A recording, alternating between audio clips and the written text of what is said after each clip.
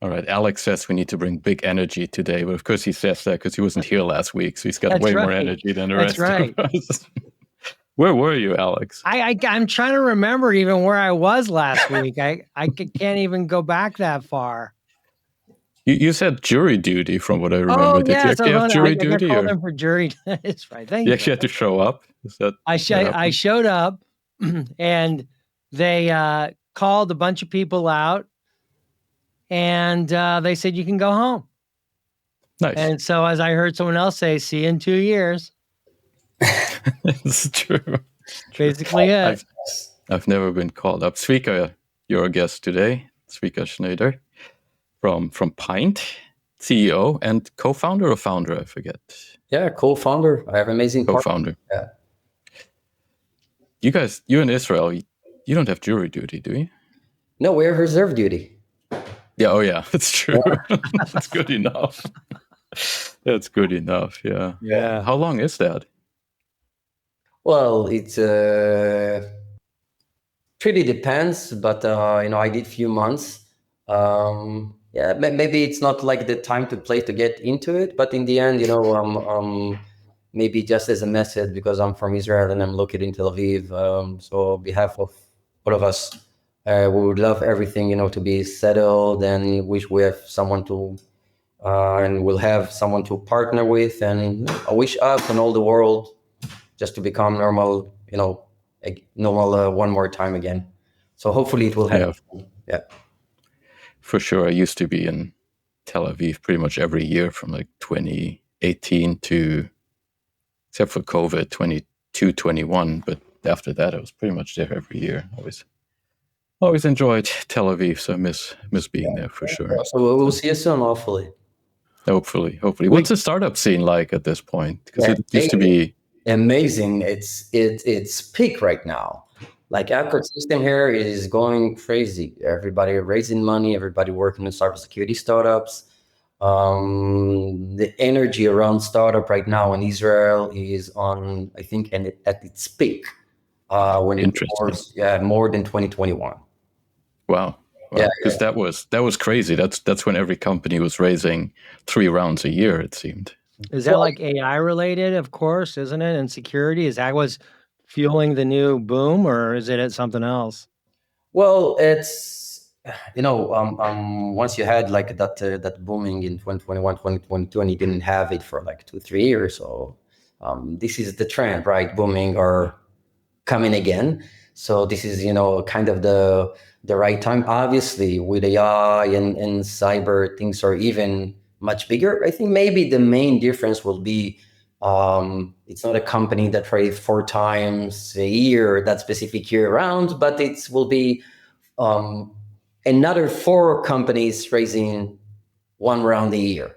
So we see more companies, more funding going on cybersecurity ecosystem, which is, we have a very hot scene in Israel with startups, which is very connected globally, obviously, to the US. For example, my company is a US company with an Israeli subsidiary. It's one of your co-founders in the US already, or have you considered it? So, yes, we are considering it, and I'm spending most of the time there from, on the planes, in my time from San Francisco, New York, Israel, especially I would say where are my customers. So it's not really about living in the US, it's about meeting the customers very often. This is what we really emphasize on. Yes, from RSA to Black Hat to customer conferences. I've been a lot on the plane recently. I don't envy you, but then Alex and I are off to Amsterdam. I know when you're leaving, Alex. I think I'm leaving on Saturday. So. Yeah, I leave Saturday. Yeah, and then the season begins. Pretty scary. I looked at my schedule just now. I had to really make sure I wasn't double booking myself, because I think I'm on the road every week between next week and Thanksgiving, I think. So, Frederick, I have a question for you, because this was interesting for our viewers the last time we talked about this.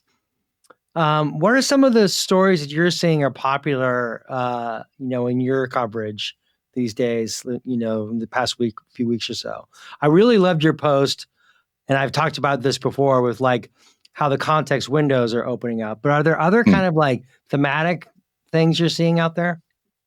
Yeah, I think one interesting area, and we're going to have Zach from Warp coming up in a couple of weeks, I think, as one of our guests. But if those command line agents have taken off like crazy with Cloud Code and Gemini CLI, and Hero from AWS is taking like a slightly different approach. But we're seeing all of these. I forget, it's a Codex from OpenAI. That's been really interesting to see how those agents have moved out of the IDE to some degree and become more flexible and programmable. And that's been really interesting. It's those developer tools, Alex. They're just the ones that are driving most of the interest, I think. And Copilot, GitHub losing its CEO last week was a bit of an interesting story that I don't think a lot of us were expecting. And I'm still not sure what exactly the story behind that is, but Thomas Domke had been the CEO there for 4 years, I think, since 21, I want to say, but I'm not sure exactly. Right. And then suddenly disappeared, and with that, GitHub is getting really deeply integrated into Microsoft now, which I thought was really something they always try to avoid. So I'm not sure how much the CEO leaving just opened up a door for doing that, or did the CEO leave because Microsoft wanted to do that? I'm not sure exactly what the story there is. Thomas, if you hear this, talk to me. But yeah, that's really what's driving a lot of the interest right now in my world. It's interesting because the stories has meaning when people start to say, "Oh, you're making such a big deal of this." They're really like, "Oh, okay, so that got you." I heard some people in particular who were saying stuff like that. I thought I just kind of like, actually, I thought I was going to look for the top posts of the week on the news stack. One of yours was, a few of yours were. That was actually last week's live stream. Thanks to probably the headline, which wasn't my headline, I should say. Thanks to Heather, our editor-in-chief, who came up with that headline. But yeah, last week we talked about the research from Lead Dev, and that it was really interesting because it showed that GitHub Copilot, talking about GitHub again, wasn't actually the most popular tool for a lot of developers, but it was actually Cursor in this survey, which was a surprise. I'm not sure if you did the same study this week, it would be different probably again, but that people were really interested in that because, if I'm a developer today, and Tzvika, you can jump in there, I'm sure you know what your people are using, but if you're a developer today, you're inundated with all of these tools, and I think you really want to figure out what to use or not to use, what works and what doesn't work. And I don't know, what do you use internally, or do you use any of these AI agents? We use some of them, many of them, I would say, internally. And I think, like, I'm talking to a lot of my friends, other founders. I think that we see, same pattern, CEOs and founders, and try to, and I'm a technical founder, right? So, they try to push everyone, let's do, like, even if I'm a technical founder, you're still tempted to say, hey, why you're not doing it 10 times faster? You have that tools. And I think the actual, and one of our lead engineer in the team just wrote an article about it, about just like this is still kind of in the brown field, which is if you use it heavily, you just waste your time. If you use it too lightly, it doesn't really contribute to you. And the truth is kind of today in the middle. And I think you can, even if you're right now doing some small research or, just chatting, with your own client, let's say ChatGPT, Claude, etc. Sometimes it doesn't have the context that you have in your mind, that you need to feed the context. So this is really, like that, also on the technical level, on the code level. I think it's going there, but it's not fully autonomous, there yet. You can look at it the same analogy, or not as an analogy, I would say, like same trend from the shift between semi-autonomous cars and autonomous cars, right? Mm-hmm. It's there yet, but it's not there yet. So I think like this is kind of the status we are right now with the vibe coding or utilizing GitHub Copilot, Cursor, these kind of tools. For example, just go right now to ChatGPT or to Claude, right? And please provide me a random number. Both will provide the same number. 47. Sometimes. Yeah. That's wild. Yeah, just verified it before the call because I didn't want to embarrass myself. Same number, 47. So that speaks to their similar foundation models, doesn't it? Then. Yeah, it is. But those things will improve, dramatically. In general, I would say we're talking about right now on AI from a very tech perspective and startups and cybersecurity. Right now, we'll talk about it in the ecosystem. But let's not forget, security is always after functionality, right?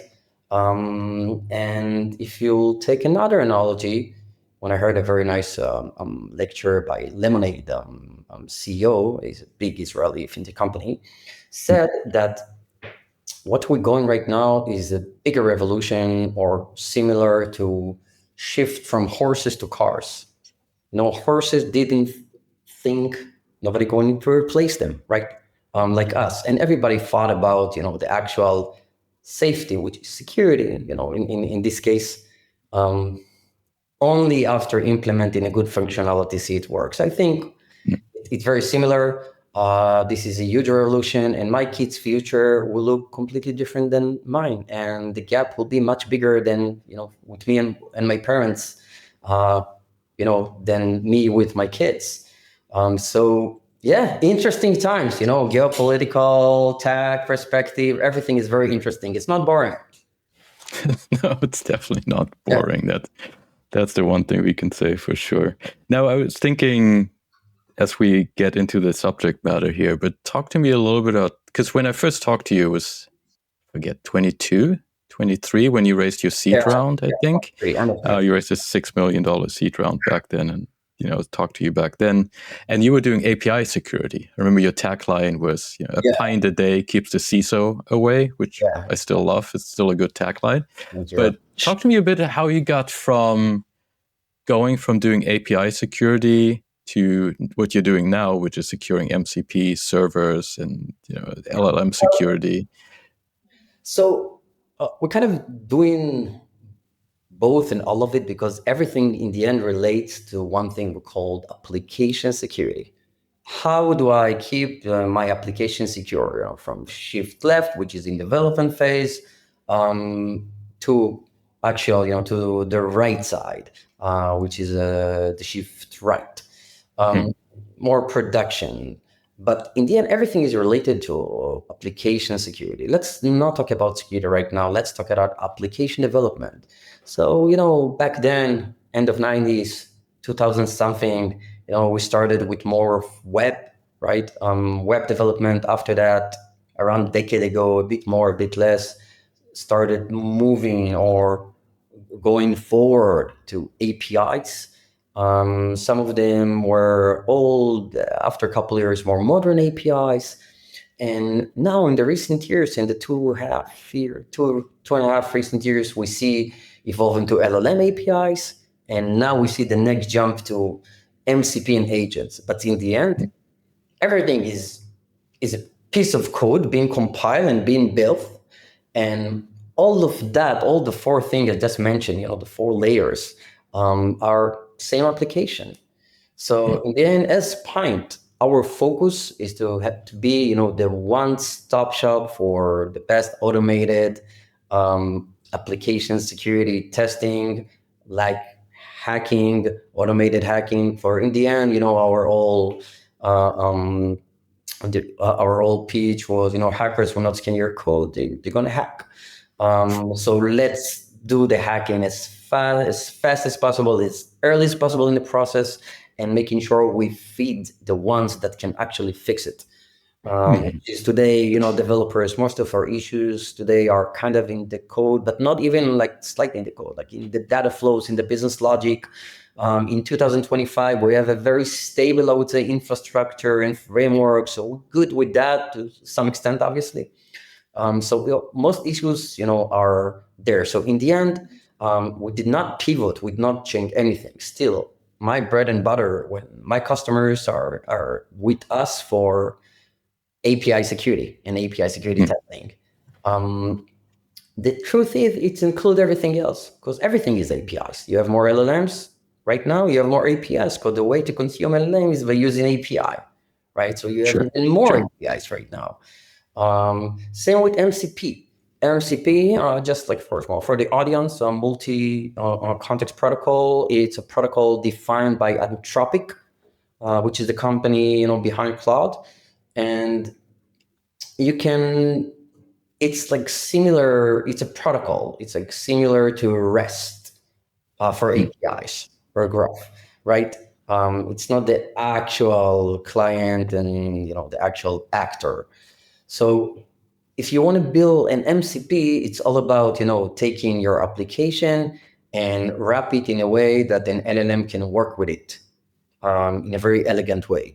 So an MCP will work well today if you have a lot of APIs in your app, because most of what it does is trying to crawl your application and your APIs and see where the actual thing it should do with its own reasoning, how it should do it via API. So I hope it answers your questions. API are everywhere and everything, and today they're combined really in almost any given application in the world.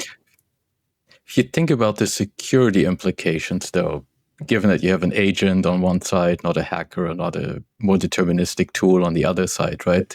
How does that change the equation there for when you're thinking about security with MCP? Because there's lots of different aspects there. Obviously, it's the agent, it's the tools, it's the results.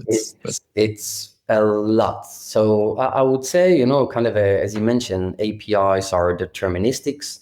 MCP are made by autonomous calls. It's undeterministic. It has its own reasoning.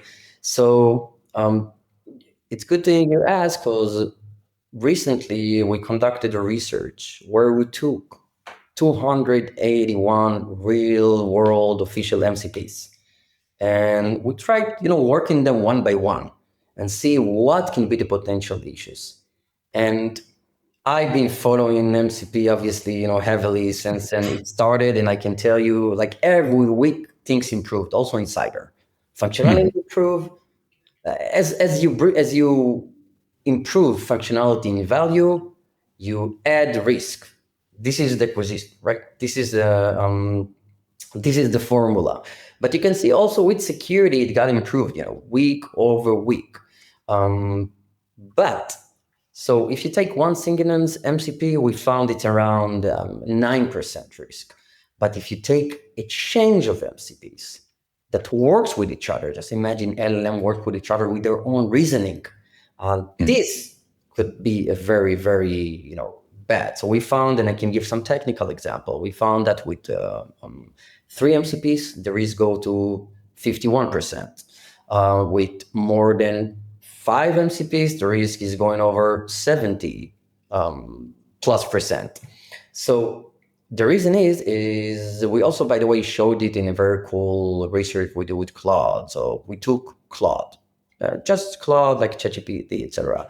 We connected an official MCP of Gmail, right? And we connected an official MCP of code execution. And we try to work with Claude and make it, and now Claude has access to my email. It can write email, it can read emails, etc. So our goal was to make Claude write an email that it doesn't detect as phishing and move to that other MCP that run the code, run a code. So it's funny because what worked here, that was the combination of 2 MCPs working and sending themselves untrusted data, but we had still a problem, still a blocker with how Claude will not detect it as phishing. So what's worked best in prompt injection in general, and I love doing it all the time, even on the personal level with my kids, etc. What works the most is emotional prompting. So, when you work with Claude, you make it on, force it to be on your team, and then it just, initiate a new entity, called it the new me with no memory, and created an email and tried by itself again. Oh, I now detected it as phishing, and then again and again and again. And when it succeeded, it's celebrated. So for your question, so MCP, it's like everything. It's a new technology. It's a new attack surface. It doesn't replace the old problems. You still can work with the APIs. You still have web security issues. You still might have issues in your LLM, right? If it's very vulnerable to prompt injection, for etc. So it just increase the attack surface, make it much more complicated. So what kind of attacks are you seeing on these environments, and how are attackers using MCP hosts to really to attack in new kinds of ways? So, for example, some organization also using MCP internally, right? They can download an official MCP or a non-official MCP, because at the beginning, when everyone adopt the tax, or it's like the wild west. So you have a lot of built-in code that you don't see. For example, that one has access to your file system, one MCP, and you're working it for your own initiative. Another MCP has an access to your Gmail, and it just go and see your password from a file system and send it via Gmail with some hidden codes. I wouldn't say that today. Still, the main problem is still around API security. It's still around APIs, and I think MCP just emphasized these problems because now you have more APIs, and if now there is really uncontrolled data sending from one agent to another agent, working together with our own reasoning. So it can go to a lot of different ways. I can tell you that I see right now our organizations really starting working on their plan. I didn't see any organization today that has like a mature plan of MCP security yet. Obviously, it's just, it's in its diapers right now. Yes, the kid is growing very fast, but it's still a baby. What about the servers themselves? Because you could have a malicious server as well on the other side. What can you do there if you can even do something, right? Because at that point, that data is flowing. So, can you try to elaborate a bit to make sure I understand? Yeah, I'm just thinking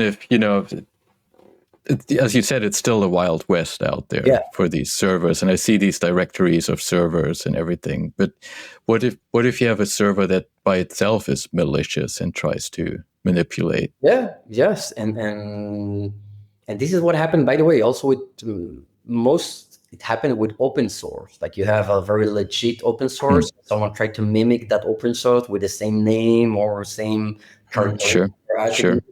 And then you somehow, without even using a malicious open source and not the official, valid open source. So this can happen the same with MCPs. And I think today there is no, real visibility for that. What we did, I'm trying to not talk about, our product, more the problem, but I see, let's say, I see products evolved in the last month or two, also to provide you visibility for which MCP is being used on your application, such as an API, like an API discovery, but with MCP discovery. You have a list of all the MCP being used, whether it's in your application or in your organization. by developers, by even the CFO, for example. Everyone will want a piece of the party, right? Like, oh, I can, talk with one MCP on my HubSpot as a CFO, on my Salesforce, and in parallel generate some reports. So all of that, there's a lot of guardrails needed to be implemented, and it's not there yet. I think a lot of organizations are struggling right now, and they do one of both. Either I'm kind of a bit of open policy, and I'm allow more before I stop, and some of them like I'm stopped everything, and maybe I'm allowing one small thing here. And by the way, the result of not allowing anything, just people trying to bypass, because you cannot fight with it. Like let's say AI, whether if it's our day-to-day use of these LLMs and ChatGPT, or enhance our work with AI, or even our product with AI, it's uninventable. It's there. Like I think like my most used app today is one of those famous LLMs. Hey, I have a question for you, and and I can see where you're going with this. You're talking about how essentially, API security was a first step, right? And now we're reaching that second step with MCP security. But often what we see as a result is a lockdown, or you have to consent all the time to, verifying yourself or authenticating yourself, right? And so I'm curious on how you balance this user experience, with the capabilities, that developers want in terms of just basic security. How do you balance that in this day and age? So first, the one thing, in big organization and even small startup, the one thing it's really hard to fight with is engineers. They have their own voice, they have their own power, and in the end, the whole goal of everyone is to make faster innovation. And in the end, let's not forget, the purpose of all the companies and the product is to make money. It's not to make security, it's to make money. And you get money if you work on more functionality, you get it out there, and your users are using it. So I think everyone puts that in the first place before anything. Right. And regarding the actual balance that can happen today. So let's just give an example. I'm working, for example, with Claude. So when I connected an MCP to Claude, whatever was required was an actual operation or an actual action. Me as a user, I should give a consent, and it's there right now. But after I click it 4 times, I notice, the check in the box, I never ask me again. So you just click that never asking me again, and you forget about it. And then everything happens automatically without your consent. So I think today, this is a very big problem of CISO. It's a really big problem because on the one hand, you have lots of innovation. You can progress in much faster pace. But on the other hand, it's create issue today. I think in most organizations, what I saw today, it started when everything is blocked.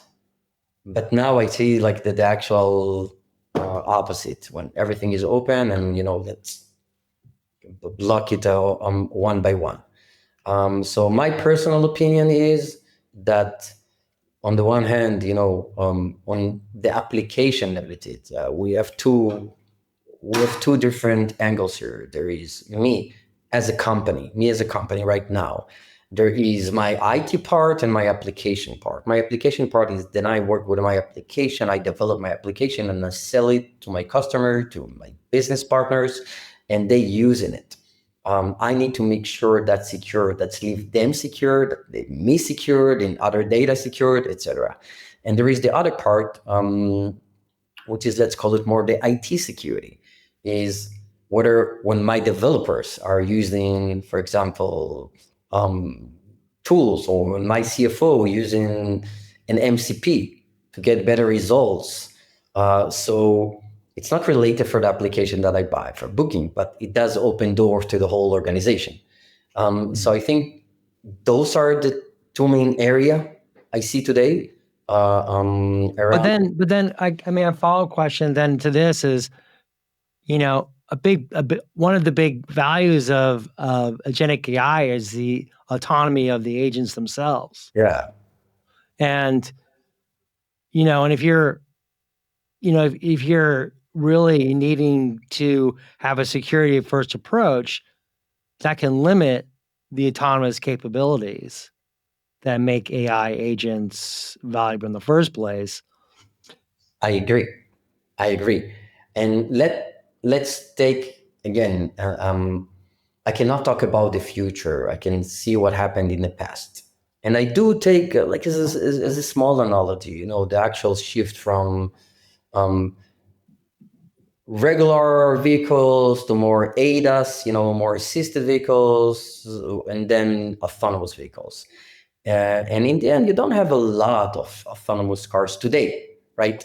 You have, for example, Waymo in San Francisco, but it has a lot of guardrails on it, a lot of radars, and he studied San Francisco, I don't know, 10 million times, in every street, in every trash can, etc.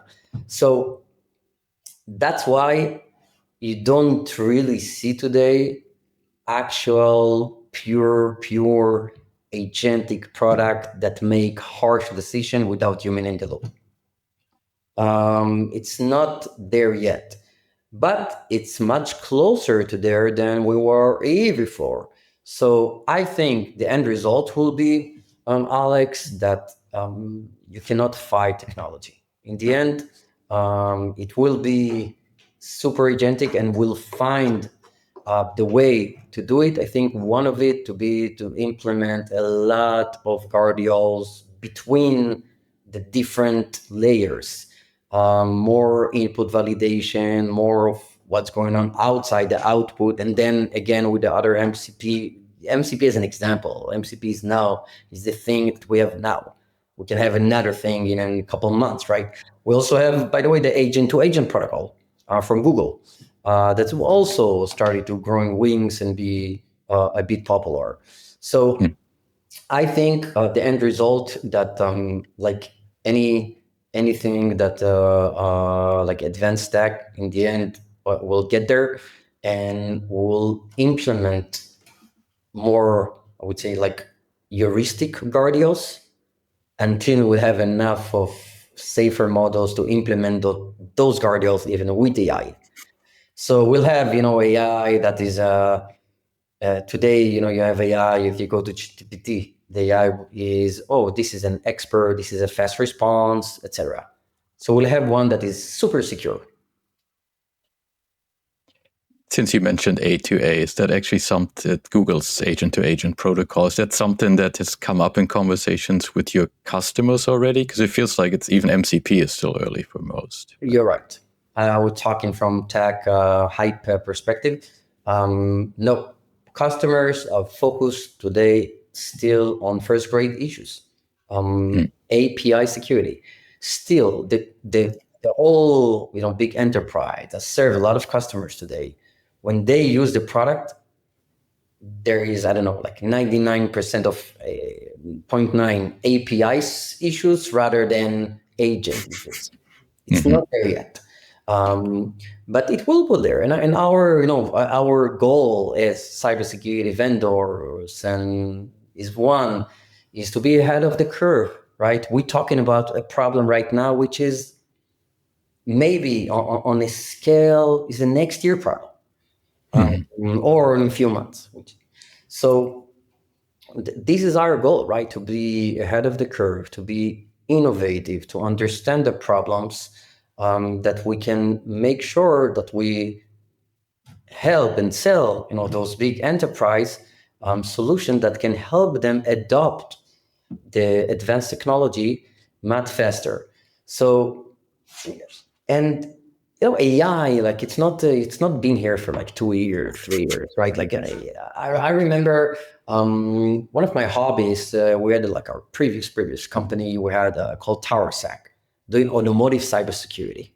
Okay. Hack cars, like we hacked Tesla before it was even popular, like 2015, 16, right? And I remember like this is where I got more of the AI, machine learning, neural networks, when we worked so hard to build adversarial traffic sign.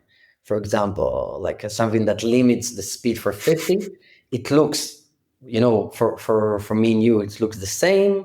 But as the computer or as the software detect it will detect it as 100. So we worked months, to create one, and training data and whatsoever. And this is the thing that we can do today. 2 minutes. So this is amazing. Like, months to minutes. And it's not theory. Like I saw it with my own hands and eyes. So just imagine what we'll have in 10 years. What's the limit? What's the limitation?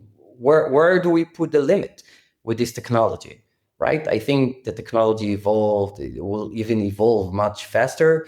And the one thing that may delay higher adoption is some regulations, from medical regulation, healthcare regulation, and some fintech regulations, etc.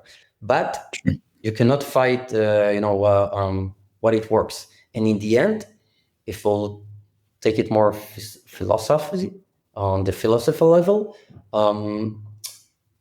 AI will be for the next generation an infrastructure for everyone. AI will be an infrastructure like electricity for us. So just infrastructure that nobody will ask, there is AI or not. It's just part of what, feel the energy.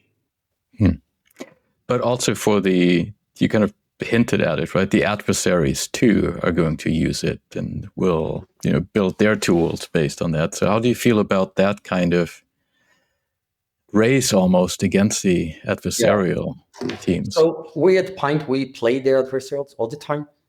This is what we do. We play the adversarials. We try to automate the adversarial thinking.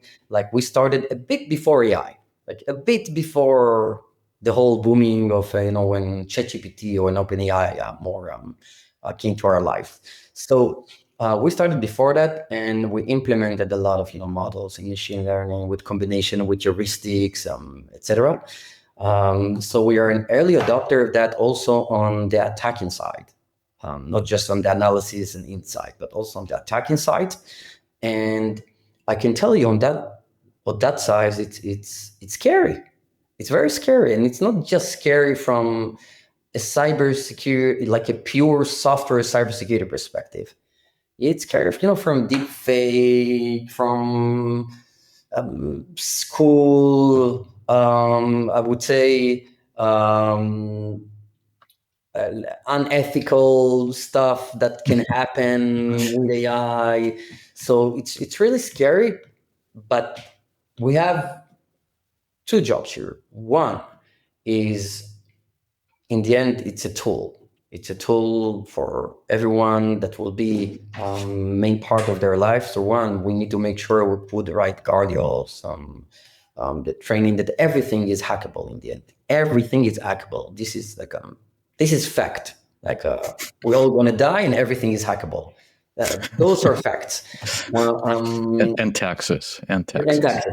Taxes are first. But in the end, this is a race that we'll have to win. This is a race, and this is going to continue being a race, because whatever I can do with defending, others can do much more with attacking. So it's a race.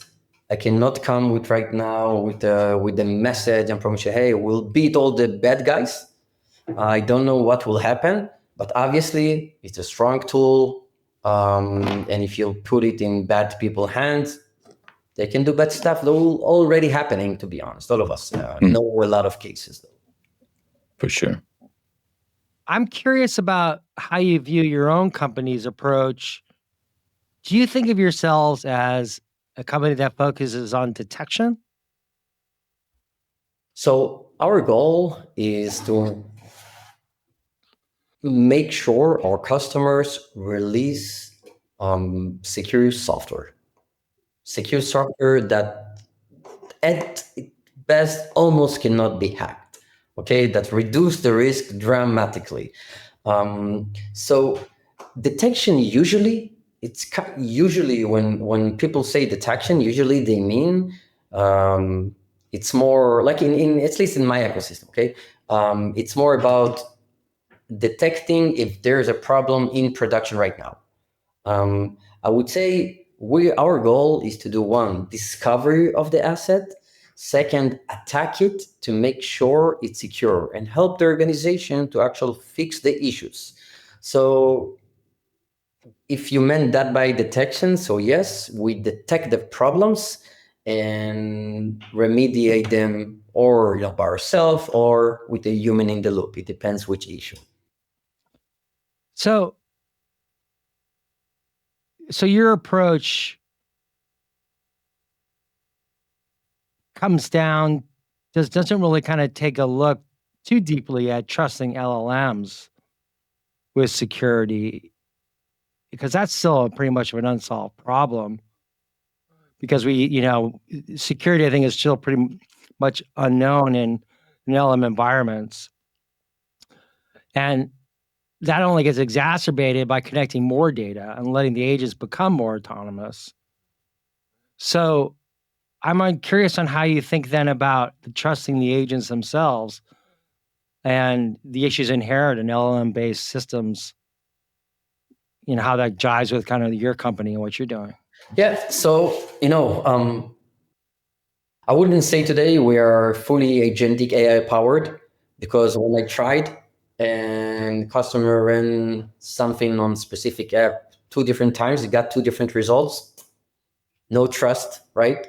So I would say like the right term will be that we're AI assisted, which we choose, pinpoint where we implement AI and how we integrate it, where it really gives us to the product and to our in-house development, where it gives us value.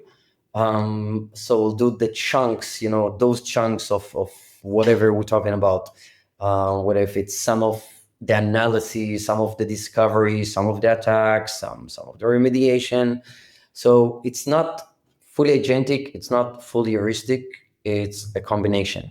I would say context is everything, right? I mean, context is everything. Yeah. And so but it sounds to me like you're not quite there yet with that context everything approach.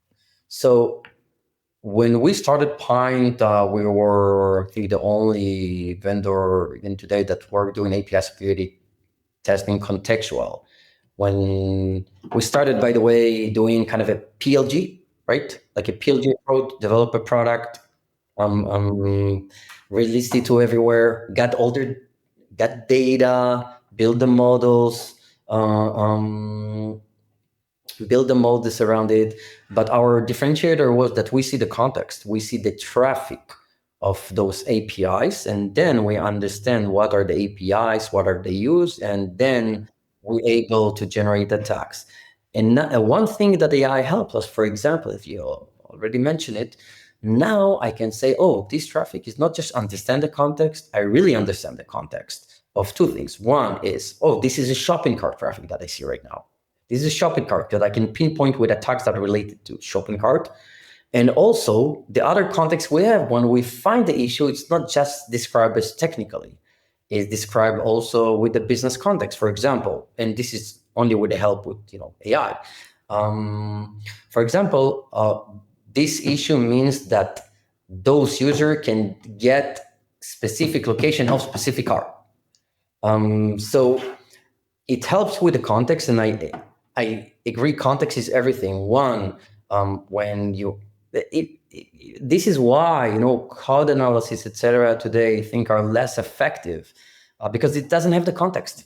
Most issues comes, to life when everything is get connected, when you have the business logic.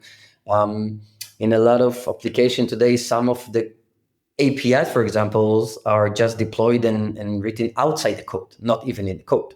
So I'm 100% agree with your statement. Context is everything. When I say context, I mean the context of the application. This is how we started, even before AI.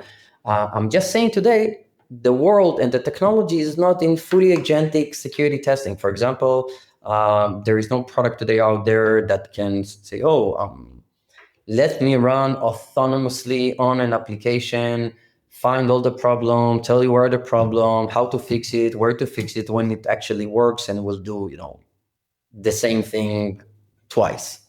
But it will be there, and we are as you can see, like every other month, we integrate and involve more AI in our product. Right. Yeah, but because things are being, stable and more fast but slow. Thank you. Yeah, that's fast. It's definitely what we're all dealing with in this world right now. That's for sure. And time has passed fast as well, because we're already at 45 minutes, I think. So I think we'll wrap it up with this. Next week, we're going to mix things up for sure, because we'll be live from the Open Source Summit in Amsterdam. Oh, nice. We still have to work out the exact schedule, but we'll do a live recording. If you could see the mess behind me here, that's me preparing to actually run the tech for that. So that'll be interesting, but I hope it'll work. And with that, we'll call it for today. Tzvika, thank you so much for joining us. Thank you. Thank you so much for having me. Thank you, Tzvika. Appreciate it. Thank you very much, Alex and Frederick. Always nice to reconnect. For sure.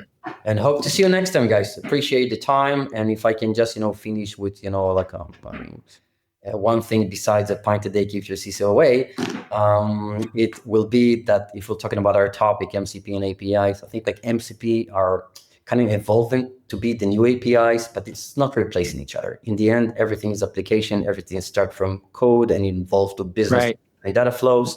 And we should treat the application as... Thank you. And yeah. Awesome. Thank you, guys. Thank you. Have a nice one. You too.